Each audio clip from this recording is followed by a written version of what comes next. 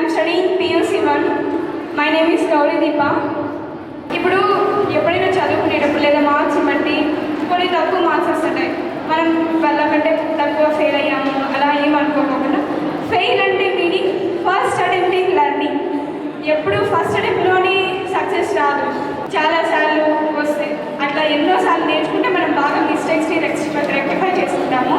ఎప్పుడైనా మనకి ఎక్కువ డిప్రెషన్ అనిపించి ఇలాంటివి కొందరు అనుకుంటుంటారు, అంటే ధైర్యం తక్కువ ఉన్న వాళ్ళు అనుకుంటున్నారు అనమాట, సూసైడ్కి కమిట్